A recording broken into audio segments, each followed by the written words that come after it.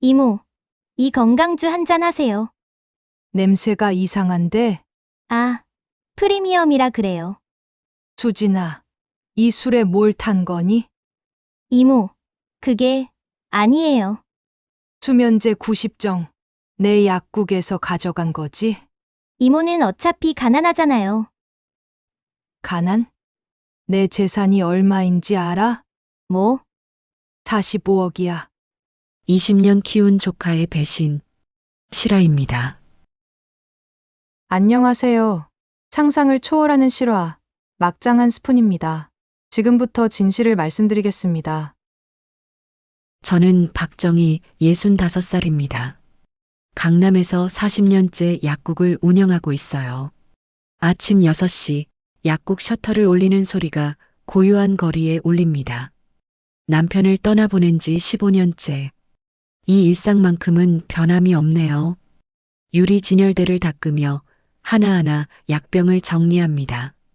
이 시간이 제겐 하루를 시작하는 의식 같은 거예요. 약사님, 벌써 오셨어요? 단골 김할머니가 들어오십니다. 혈압약을 드리며 할머니 손을 살짝 잡았어요. 어제 약 드시고 괜찮으셨어요? 속 안 쓰리셨죠? 덕분에 잘 먹었어. 약사님이 계셔서 든든해. 할머니 손에 묻은 세월이 느껴집니다. 40년 동안 이렇게 동네 사람들을 돌봐왔어요. 제 일이 누군가의 하루를 지켜준다는 게 감사해요. 점심때가 되었습니다. 약국 안쪽 작은 공간에서 편의점 김밥을 꺼내 먹습니다. 1,000원짜리 한 줄. 창밖엔 사람들이 바쁘게 오가네요.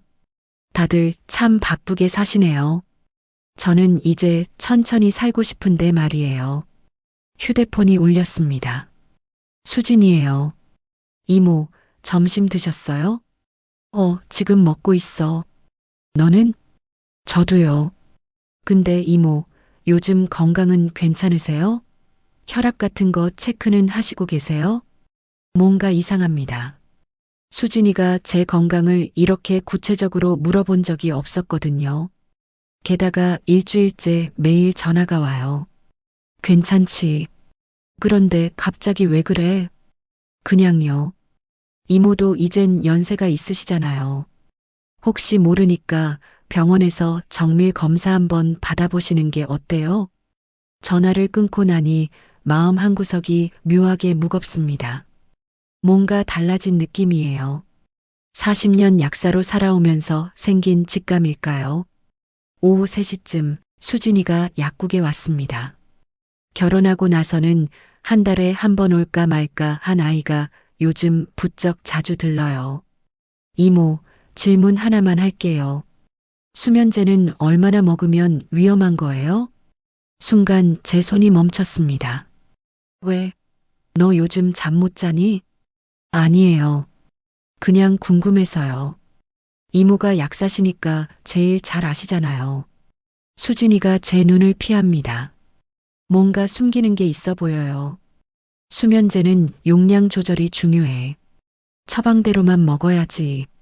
함부로 먹으면 큰일 나. 그래서 얼마나 먹으면 위험한 건데요? 가슴이 철렁 내려앉았습니다. 왜 이런 걸 물어보는 걸까요? 수진아, 혹시 무슨 일 있어? 아니에요. 진짜 그냥 궁금해서 물어본 거예요. 수진이가 황급히 말을 돌립니다. 그보다 이모, 요즘 부동산 시세가 어떻게 되나요? 이 약국 건물 같은 경우요. 왜? 무슨 일이라도 있니? 아니요. 그냥 강남이니까 많이 올랐을 것 같아서요. 자산 가치가 궁금하더라고요. 저는 수진이를 찬찬히 봤습니다. 말투도 눈빛도 평소와 다릅니다. 뭔가 숨기는 게 분명해요. 참, 이모. 이번 주 토요일 저녁에 우리 집으로 오세요. 제가 갈비찜 해드릴게요. 갈비찜. 제가 좋아하는 음식이에요. 하지만 수진이가 집으로 초대한 건 결혼 후 처음입니다. 갑자기 왜? 평소에 이모한테 잘 못해드린 것 같아서요. 이모도 이제 나이가 있으시니까 자주 뵙고 싶어요. 수진이가 돌아간 뒤 저는 한참을 그 자리에 앉아 있었습니다. 뭔가 이상해요. 매일 오는 전화, 건강검진 권유, 수면제 질문, 부동산 가격 문의, 그리고 갑작스러운 집 초대. 창밖을 보며 제 손을 내려다봤어요. 주름진 손이 미세하게 떨리고 있습니다. 40년 약사 생활이 만든 직감이 저에게 경고하고 있었어요. 뭔가 잘못되고 있다고. 하지만 설마 제가 친딸처럼 키운 수진이가요?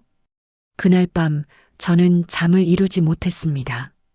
20년 전 언니의 장례식장에서 저는 10살 수진이의 손을 꼭 잡았어요.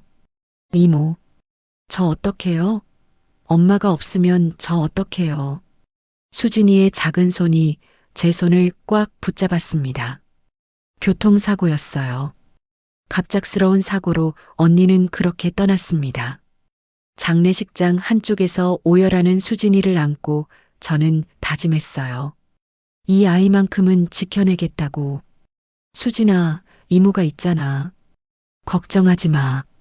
그날 밤 약국 2층 작은 방을 수진이 방으로 꾸몄습니다. 분홍색 이불을 펴고 언니가 사준 인형들을 베개 옆에 놓아뒀어요. 수진이는 울다 지쳐 잠들었고 저는 그 아이 곁에 앉아 작게 자장가를 불러줬습니다. 자장자장 우리 아가, 잘도 잔다 우리 아가. 엄마가 수진이에게 불러주던 바로 그 노래를 제가 대신 불러주던 그 밤이 아직도 생생해요. 그렇게 수진이와의 생활이 시작됐습니다. 매일 새벽 5시에 일어나 도시락을 쌌어요. 계란말이를 예쁘게 말고 김을 하나하나 정성껏 올렸습니다. 수진이가 좋아하는 소시지도 빠뜨리지 않았죠. 도시락 뚜껑을 덮으며 오늘 하루도 잘 보내렴 속으로 기도했어요. 이모, 다녀올게요. 그래, 조심히 다녀와. 점심 맛있게 먹고. 수진이가 학교 가는 뒷모습을 보며 가슴이 뭉클했습니다. 언니가 보고 싶을 텐데, 엄마가 그리울 텐데. 하지만 수진이는 꿋꿋하게 웃으며 학교에 갔어요. 저녁엔 학원에 데리러 갔습니다. 약국 문을 닫고 급하게 차를 몰아 학원 앞에서 수진이를 기다렸어요. 다른 아이들은 엄마가 데리러 오는데 수진이만 이모가 오니까 미안했습니다. 이모, 오늘 시험 100점 맞았어요. 진짜? 우리 수진이 정말 잘했네. 수진이가 활짝 웃으며 시험지를 보여줄 때면 제 마음도 덩달아 기뻤어요. 이 아이가 웃는 모습을 보는 게 제 하루의 전부였으니까요. 어느 날 밤 수진이가 열이 났습니다. 39도가 넘었어요. 저는 밤새 수진이 곁을 지켰습니다. 미지근한 물수건으로 이마를 닦아주고 해열제를 먹였어요. 이모, 아파요. 알아. 조금만 참아. 금방 나아질 거야. 수진이 손을 꼭 잡고 밤을 새웠습니다. 새벽녘에야 열이 내렸고 수진이는 제 무릎을 베고 잠들었어요. 저는 그 작은 얼굴을 보며 생각했습니다. 내가 이 아이의 엄마가 되어야겠구나. 저는 수진이를 키우면서 비로소 엄마가 된 기분을 느꼈어요. 결혼은 했지만 아이가 없었거든요. 수진이가 제게 준 건 단순한 조카 이상이었습니다. 딸이자 삶의 이유였어요. 시간은 빠르게 흘렀습니다. 수진이는 무럭무럭 자랐어요. 중학생이 되고 고등학생이 되었죠. 대학 입학식 날 수진이가 새로 산 옷을 입고 제게 다가왔습니다. 이모 사랑해요. 이모 아니었으면 저 여기까지 못 왔을 거예요. 수진이가 제 품에 폭 안겼습니다. 그때의 따뜻함이 아직도 생생해요. 제 가슴이 뭉클했습니다. 이 아이를 키우길 정말 잘했구나 싶었죠. 이모도 사랑해, 수진아. 내가 있어서 이모도 행복해. 그게 진심이었어요. 수진이는 제 인생의 전부였으니까요. 결혼식 날도 저는 울었습니다. 친정 부모 자리에 제가 앉았어요. 수진이가 웨딩드레스를 입고 제 손을 잡으며 말했죠. 이모, 고마워요. 진짜 고마워요. 잘 살아, 우리 수진이. 행복하게만 살아. 그때까지만 해도 저는 수진이가 평생 제 곁에 있을 줄 알았습니다. 아니, 설령 멀어진다 해도 그 마음만큼은 변하지 않을 거라 믿었어요. 그런데 현재로 돌아온 저는 약국 안에서 한숨을 쉬었습니다. 요즘 수진이는 다릅니다. 눈빛이 달라요. 예전처럼 제 눈을 똑바로 보지 못합니다. 말투도 어딘가 어색하고 무언가를 숨기는 것 같아요. 20년 전 그 작은 손을 잡았던 아이가 이제는 제게서 무엇을 원하는 걸까요? 아니, 저는 아직도 모른 척하고 싶습니다. 설마 그럴 리 없다고, 제가 키운 수진이가 그럴 리 없다고. 하지만 40년 약사로 살아온 직감이 계속 경고하고 있어요. 뭔가 잘못되고 있다고. 토요일 오후 저는 버스를 타고 수진이네 집으로 향했습니다. 창밖으로 지나가는 풍경을 보는데도 마음이 계속 무거웠어요. 버스에서 내려 과일 가게에 들렀습니다. 빈손으로 갈 순 없잖아요. 수진이가 좋아하던 샤인 머스켓을 골랐어요. 한 송이에 3만 원. 비싸지만 수진이 생각하면 아깝지 않았죠. 예쁘게 포장해 주세요. 네, 선물용이시죠? 리본도 달아드릴게요. 과일 박스를 받아든 순간 유난히 무겁게 느껴졌습니다. 무게 때문만은 아니었어요. 가슴 한편이 답답했거든요. 수진이네 아파트 앞에 도착했습니다. 15층. 엘리베이터를 타고 올라가는 동안 심장이 빠르게 뛰었어요. 긴장되는 이유를 저도 모르겠습니다. 현관 앞에 섰습니다. 초인종을 누르려다 멈췄어요. 왠지 누르면 안 될 것 같은 기분이 들었거든요. 한숨을 깊게 쉬었습니다. 왜 이렇게 긴장하지? 그냥 조카네 집인데. 스스로를 다독이며 초인종을 눌렀습니다. 딩동. 채 5초도 안 돼서 문이 확 열렸습니다. 마치 문 앞에서 기다리고 있었던 것처럼요. 이모. 어머, 정말 예쁘게 오셨네요. 수진이가 환하게 웃으며 저를 맞았습니다. 평소보다 화장을 진하게 했고 웃는 얼굴이 어딘가 부자연스러웠어요. 응, 왔어. 이거 내가 좋아하는 거. 와, 샤인 머스켓. 고마워요, 이모. 어서 들어오세요. 집 안으로 들어서자 코를 자극하는 음식 냄새가 났습니다. 거실 식탁을 보고 저는 깜짝 놀랐어요. 갈비찜이 윤기 있게 담겨 있고 싱싱한 회가 접시에 가득했습니다. 전복구이, 잡채, 각종 나물까지 마치 잔치라도 하는 것 같았어요. 이게 다 뭐니? 너무 과한 거 아니야? 아니에요. 이모 오시는데 이 정도는 해야죠. 사위 민수가 안방에서 나왔습니다. 어머님 오셨어요? 편하게 앉으세요. 응, 그래. 근데 너무 준비 많이 한 거 아니냐? 아닙니다. 평소에 잘 못해드렸으니까요. 뭔가 이상했어요. 민수가 자꾸 시계를 봅니다. 한 번, 두 번, 세 번. 무언가를 기다리는 것처럼요. 이모, 여기 앉으세요. 수진이가 상석으로 저를 안내했습니다. 제가 앉아 민수가 술병을 가져왔어요. 어머님, 이거 건강에 정말 좋은 건강주예요. 한잔 하세요. 건강주? 나 술 잘 못하는 거 알잖니. 괜찮아요.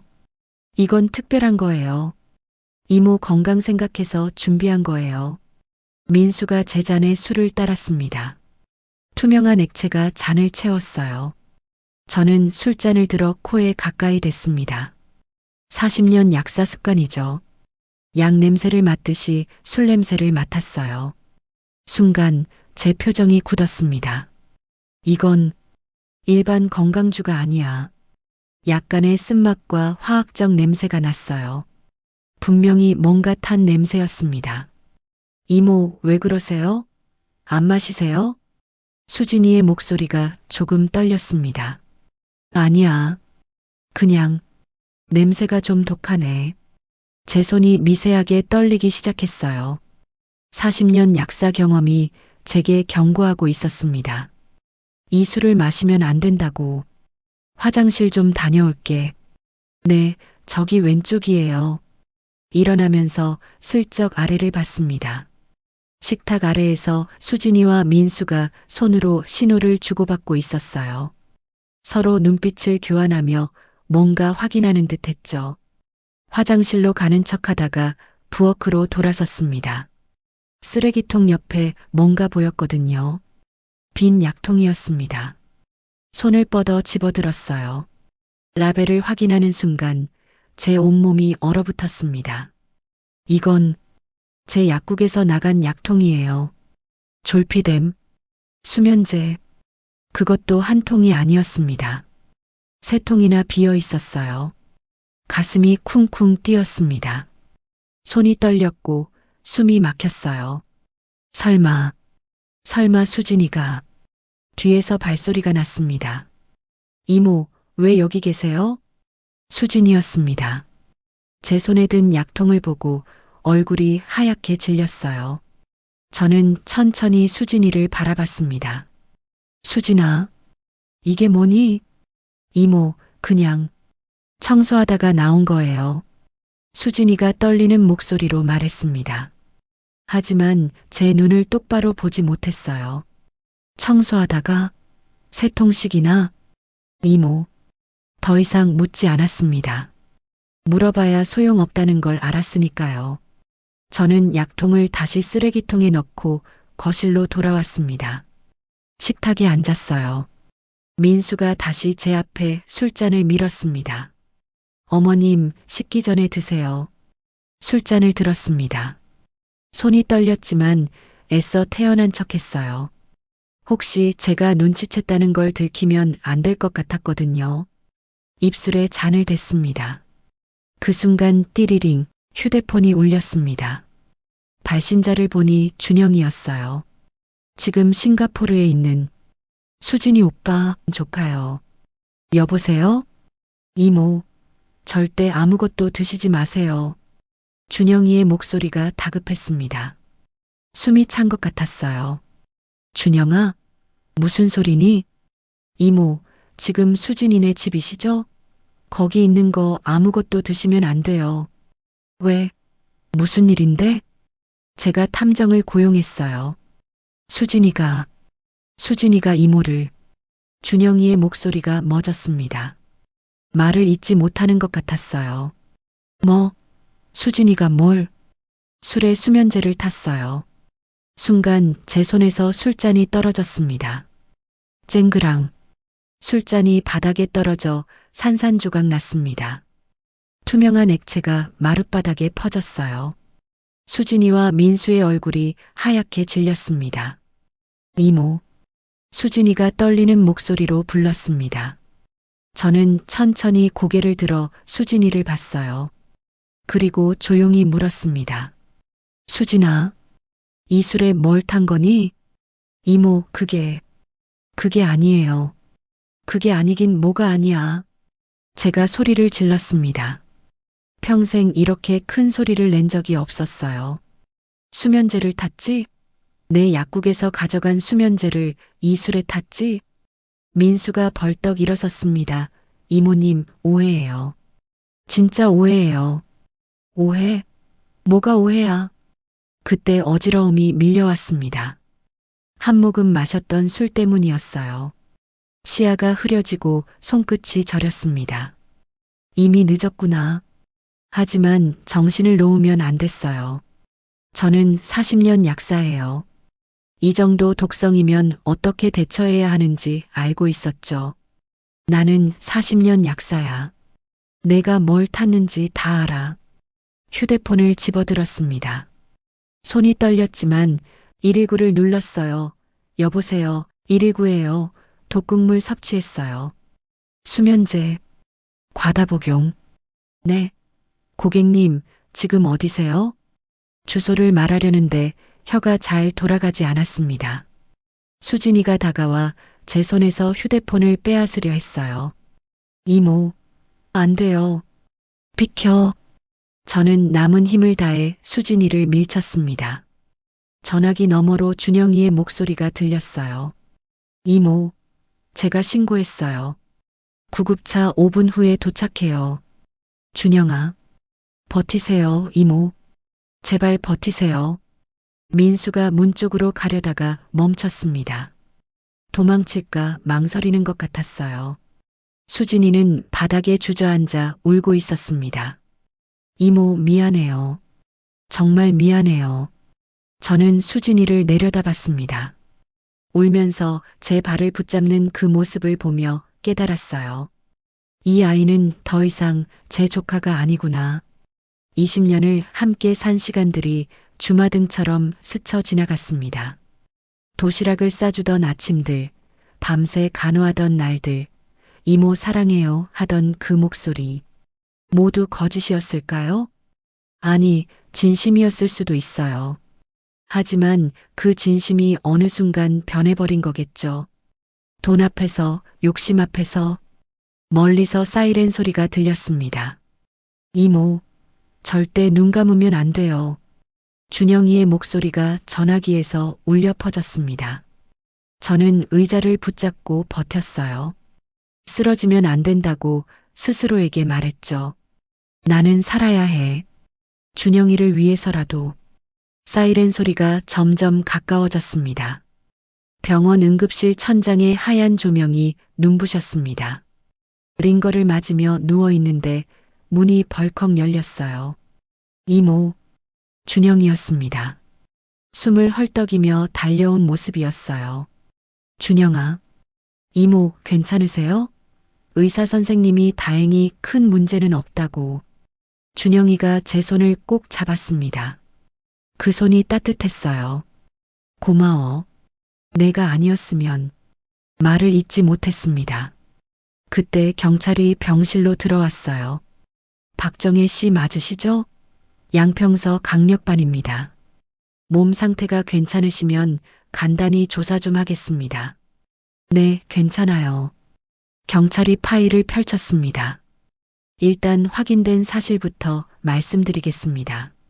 사위 강민수 씨가 최근 한 달간 여러 약국을 돌며 수면제를 소량씩 구매했습니다.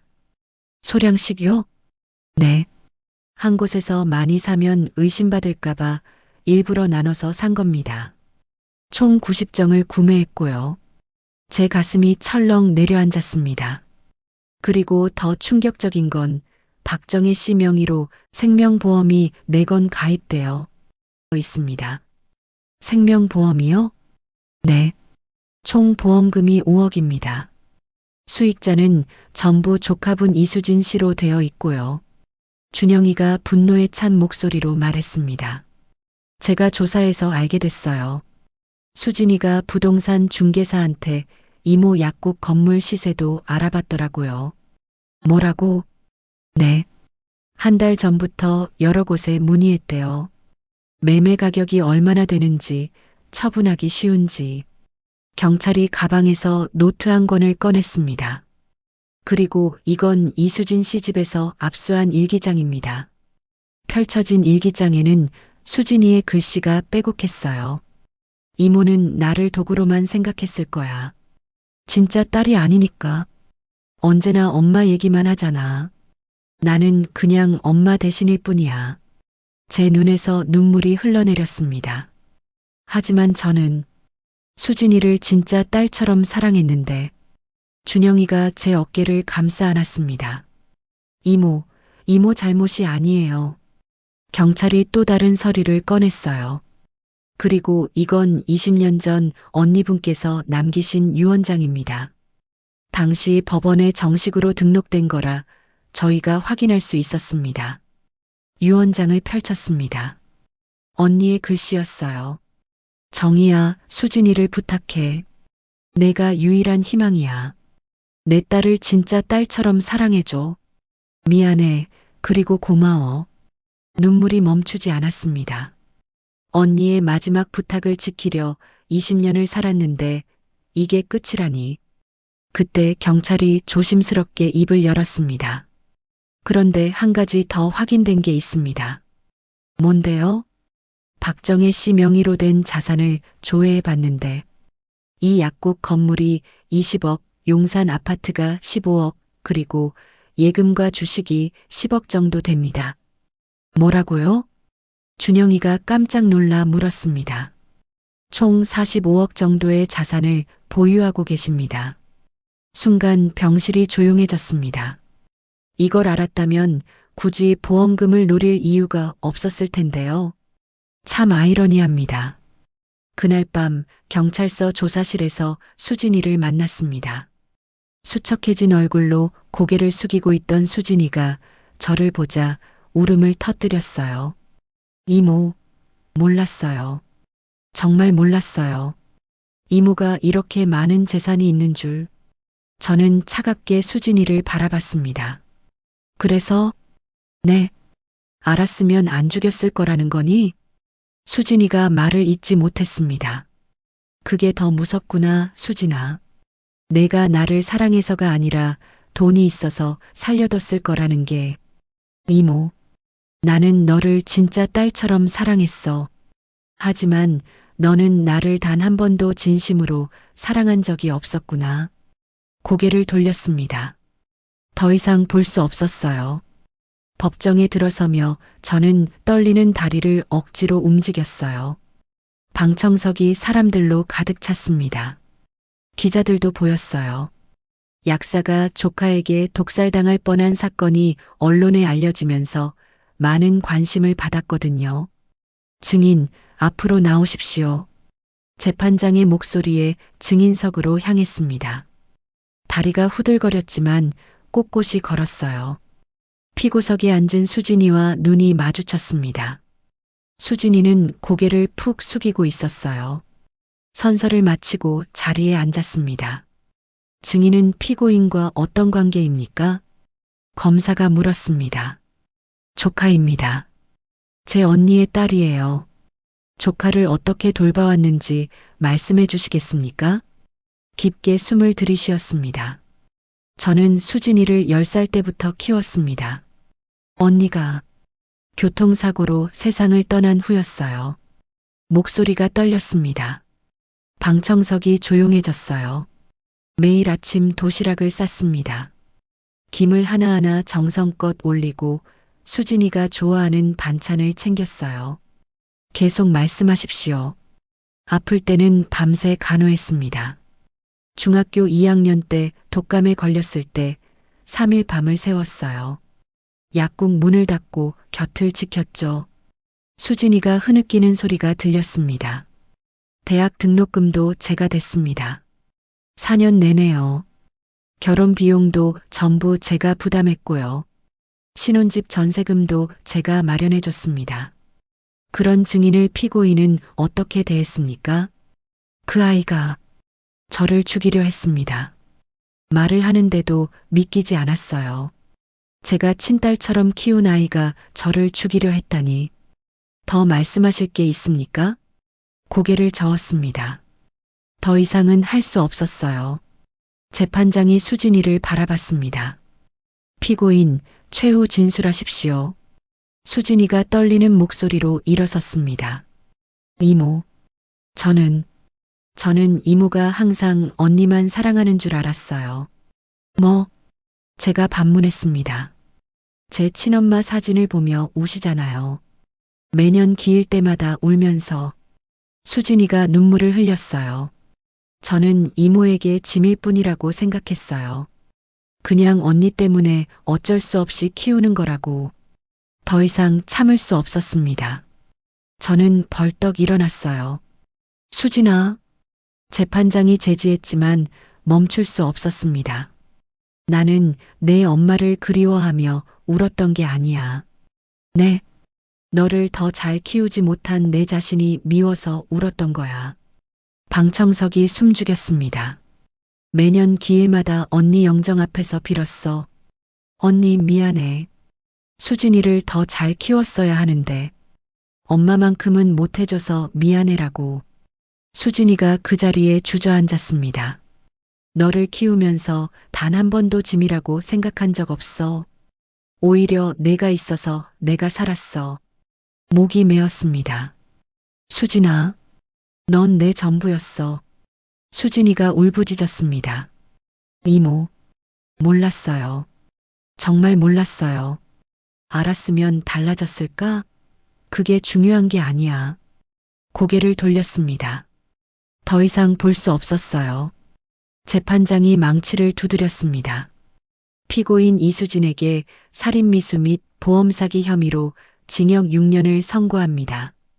피고인 강민수에게 살인미수 방조 및 보험사기 혐의로 징역 5년을 선고합니다. 수진이가 무너지며 울었습니다. 이모, 이모, 저는 뒤돌아보지 않았습니다. 법정을 나서는 제 발걸음은 무겁기만 했어요. 준영이가 제 어깨를 잡았습니다. 이모, 괜찮으세요? 고개를 끄덕였습니다. 하지만 괜찮지 않았어요. 20년이 무너진 날이었으니까요. 재판이 끝난 다음 날, 저는 변호사 사무실을 찾았습니다. 유언장을 새로 쓰려고요.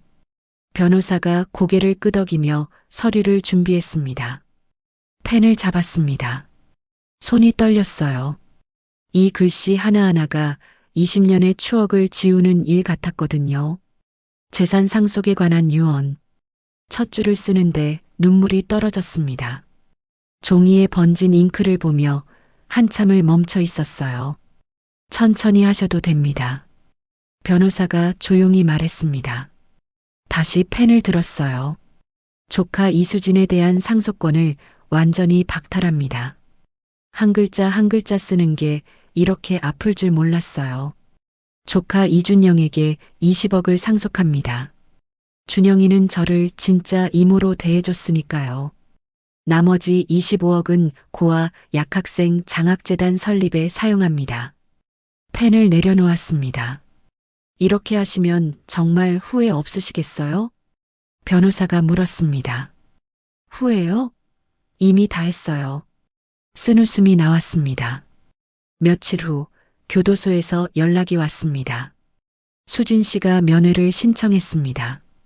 전화를 받은 준영이가 조심스럽게 물었어요. 이모, 한번 가보실래요? 아니, 그래도 준영아, 제가 준영이를 바라봤습니다.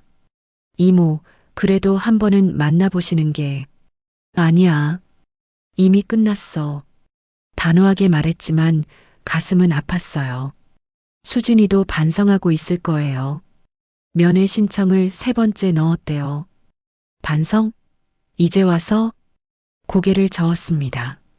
만나면 또 흔들릴 것 같아. 그러면 안 돼. 준영이가 더 이상 말하지 않았습니다. 그날 밤 집에 혼자 앉아 있었어요. 약국 2층, 한때 수진이 방이었던 곳. 지금은 창고로 쓰고 있지만 가끔 올라올 때면 추억이 밀려옵니다. 벽에 붙어 있던 수진이 상장들의 흔적이 아직 남아 있어요. 책상이 있던 자리에는 먼지만 쌓여 있고요. 밤마다 수진이가 어렸을 때 모습이 떠올라요. 이모, 오늘 급식 맛있었어요. 이모, 나 수학시험 100점 맞았어. 이모, 사랑해요. 그 목소리들이 귓가에 맴돕니다. 창밖을 봤어요. 거리는 고요했습니다. 수진아, 너도 지금 같은 하늘을 보고 있을까? 하지만 저는 더 이상 뒤돌아보지 않기로 했어요. 20년을 함께 산 시간이 아깝지만 그게 전부는 아니니까요. 앞으로 살아갈 날이 더 많으니까요. 살아남은 사람은 앞으로 나아가야 한다고 남편이 떠날 때 배웠습니다. 언니가 떠날 때도 배웠고요. 이번에도 배웠어요. 사랑했던 사람을 보내는 법을. 책상 서랍을 열었습니다. 수진이가 어렸을 때 쓴 편지가 있어요. 이모, 저 키워주셔서 고마워요. 이모가 최고예요. 사랑해요. 삐뚤빼뚤한 글씨로 쓴 편지. 한참을 들여다보다가 조용히 서랍을 닫았습니다. 이제 정말 끝이에요. 휴대폰을 꺼내 준영이에게 문자를 보냈습니다. 준영아, 고마워. 내가 있어서 이모는 버틸 수 있어. 곧 답장이 왔어요. 이모, 저야말로 고맙습니다. 이모가 계셔서 제가 힘이 나요. 미소가 지어졌습니다. 그래, 아직 준영이가 있잖아. 혼자가 아니야. 창문을 열었습니다. 시원한 밤바람이 들어왔어요. 내일부터는 새로운 삶을 살아야겠어요. 장학재단도 준비하고 약국도 정리하고 수진이 없는 살. 처음엔 낯설겠지만 익숙해지겠죠. 그렇게 믿고 싶습니다. 6개월이 흘렀습니다. 저는 약국을 준영이에게 맡기고 강원도 작은 시골 마을로 이사했어요. 처음 이곳에 왔을 때는 낯설었습니다. 조용한 시골길, 맑은 공기, 느리게 흘러가는 시간. 서울에서의 40년간은 너무 달랐거든요. 하지만 지금은 이곳이 좋습니다. 매일 아침 마을 보건소에 나가요. 무료 약 상담 봉사를 시작했거든요. 약사님, 이 약이랑 같이 먹어도 돼요? 할머니, 이건 식후에 드셔야 해요. 그래야 속이 안 쓰려요. 할머니, 할아버지들과 이야기 나누는 시간이 좋습니다. 누군가에게 도움이 된다는 게 저를 살아있게 하거든요. 장학재단도 본격적으로 시작했어요. 박정희 고아 약학생 장학재단. 고아이거나 형편이 어려운 약학생들에게 장학금을 지원합니다. 이미 15명의 학생들이 장학금을 받고 있어요. 한 달에 한 번씩 학생들을 만납니다. 공부는 잘하는지, 힘든 일은 없는지 물어보죠. 원장님 덕분에 공부에만 집중할 수 있어요. 저도 나중에 원장님처럼 약사가 되고 싶어요. 학생들의 밝은 표정을 보면 제 선택이 옳았다는 걸 느껴요. 어느 봄날이었습니다. 재단 사무실로 한 여학생이 찾아왔어요. 20살쯤 돼 보이는 학생이었죠. 안녕하세요. 저는 약대 1학년 김지은이에요. 어서 와요. 앉아요. 지은이는 조심스럽게 의자에 앉았습니다. 원장님께 꼭 인사드리고 싶어서 왔어요. 장학금 받게 돼서 정말 감사해요. 천만에요. 열심히 공부하면 돼요. 원장님, 저도 고아예요. 순간 제 손이 멈췄습니다. 10살 때 부모님이 돌아가셨어요. 그래서 고아원에서 자랐고요. 지은이의 눈에 눈물이 맺혔어요. 힘들었지만 포기하고 싶지 않았어요. 약사가 되고 싶었거든요. 왜 약사가 되고 싶었어요? 고아원에서 아플 때 동네 약국 선생님이 약도 주시고 많이 챙겨주셨어요. 저도 그런 사람이 되고 싶었어요. 지은이가 환하게 웃었습니다. 그 순간 어린 수진이가 보였어요. 이모, 저 약사가 되고 싶어요. 10살 때 수진이가 했던 말. 하지만 이번에는 다릅니다. 지은아, 열심히 공부해. 좋은 약사 될 수 있을 거야. 네, 원장님처럼 되고 싶어요. 어려운 사람들 도와주는 약사요. 지은이가 돌아간 후 저는 한참을 창밖을 봤어요. 수진이에게 주지 못한 사랑을 이제는 더 많은 아이들에게 나눠주렵니다. 그것이 언니와의 약속을 지키는 제 방식이니까요. 언니 미안해. 수진이를 제대로 지키지 못했어. 하지만 이제는 다른 수진이들을 지킬게. 그게 내가 할 수 있는 최선이야. 휴대폰이 울렸습니다. 준영이었어요. 이모, 약국 잘 운영하고 있어요. 걱정 마세요. 고마워, 준영아.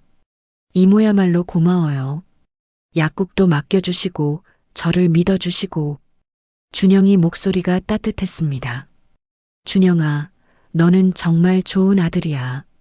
네, 조카인데요? 아니야. 넌 내 아들이야. 고마워. 전화를 끊고 밖으로 나왔습니다. 봄바람이 불어왔어요. 따뜻한 바람이 제 머리카락을 쓸고 지나갔죠. 하늘을 올려다봤습니다. 언니, 보고 있어? 나 이제 괜찮아. 힘들었지만 이겨냈어. 그리고 앞으로 더 잘할 거야. 마을 아이들이 뛰어노는 모습이 보였어요. 약사 선생님, 안녕하세요. 그래, 조심해서 놀아. 아이들의 웃음소리가 들렸습니다. 저는 다시 걷기 시작했어요. 65년을 살며 많은 것을 잃었지만 여전히 제게는 할 일이 있습니다. 아직 끝나지 않았으니까요. 새로운 시작이니까요. 오늘 이야기는 여기서 마칩니다. 하지만 모든 끝은 새로운 시작이죠. 이야기가 도움이 되셨나요? 그렇다면 구독, 좋아요, 알림 설정으로 함께 해주세요. 여러분이 있어 저희도 힘이 납니다.